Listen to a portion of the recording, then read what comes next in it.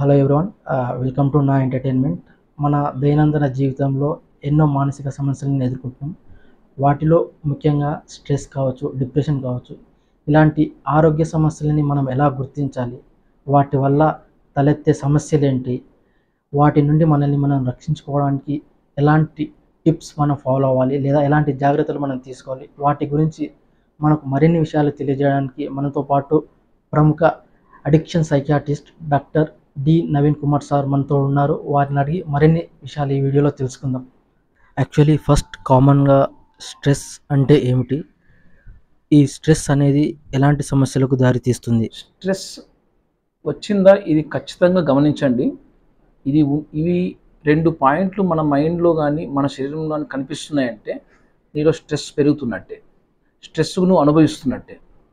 ఒకటి, నీ దగ్గర ఉన్న ప్లాన్స్, నీ దగ్గర ఉన్న టాలెంటు, నాలెడ్జు, ఎమోషన్స్ అన్నీ కూడా ఒక ఈవెంట్, ఒక సిచ్యువేషన్ వల్ల, ఒక ఇష్యూ వల్ల నిన్ను డామినేట్ చేసి వాటి మీదే ఎక్కువగా ఫోకస్ పోయేలాగా పోతున్నాయంటే స్ట్రెస్ పడుతున్నట్టు. శారీరకంగా కూడా బాడీలో ఒక రకంగా చేంజెస్ వస్తున్నాయి. గుండె దడ, చెమటలు పట్టేయడము, విపరీతంగా నరాల వీక్నెస్ అనిపించడము, హెడేక్ రావడము, చికాకు ఎక్కువ అయిపోవడము, అరవడము, నిద్ర తక్కువ ఎక్స్పీరియన్స్ అవ్వడము, తిండి మీద ఎక్కువగా ఇష్టము, లేకుంటే ఒక రకంగా విరక్తి భావం అనిపించడము, ఇవన్నీ నీ బాడీలో చేంజెస్ జరుగుతున్నాయంటే కన్నా స్ట్రెస్ను అనుభవిస్తున్నట్టే. ఇటువంటి స్ట్రెస్ బాడీని, ఇమ్యూనిటీ పవర్ని, వ్యాధి నిరోధక శక్తి అంటారు. వీటితో పాటు మన యొక్క శరీరంలో ఉండే బ్యాలెన్స్, ఒక హార్మోన్స్ని కానీ ప్రభావితం చేస్తాయి. ఇటువంటి స్ట్రెస్ వల్ల నీవు మానసిక ఆరోగ్యంతో పాటు శారీరక ఆరోగ్యపు ఇబ్బందులు కూడా మనం తయారవుతాం. స్ట్రెస్ చాలా సమస్యలకు, చాలా మెడికల్ ప్రాబ్లమ్స్కు ఒక కామన్ రిస్క్ ఫ్యాక్టర్. ఏంది అంటే ఒక హార్ట్ సమస్యలు కానీ, కార్డియాక్ సమస్యతో పాటు మన గ్యాస్ట్రో ఇంటెస్టైనల్ సమస్యలు, నరాల సమస్యలు, ఇమ్యూనిటీ సమస్యలు, క్యాన్సర్ సమస్యలు, మన మానసిక సమస్యలు, డిప్రెషను, సైకోసిస్, ఈవెన్ యాంగ్జైటీ సమస్యలు, ఇవన్నీ కూడా ఈ స్ట్రెస్ అనేది ఒక రిస్క్ ఫ్యాక్టర్గా ఉంటుంది.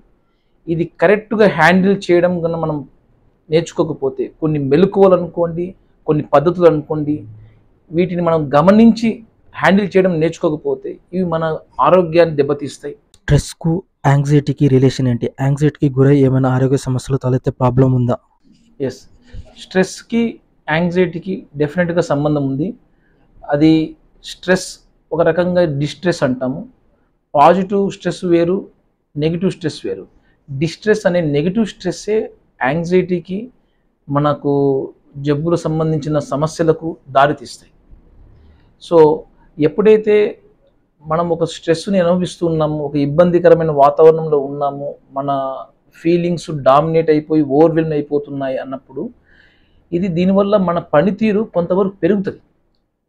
అలర్ట్ పెరగడం వల్ల పని చేసే గుణం పెరుగుతుంది, పని చేసే ఎనర్జీ పెరుగుతుంది, లోపల నుంచి కాన్సన్ట్రేషన్ పెరుగుతుంది. సో ఇది పాజిటివ్ స్ట్రెస్, దాన్ని యూ స్ట్రెస్ అంటాం.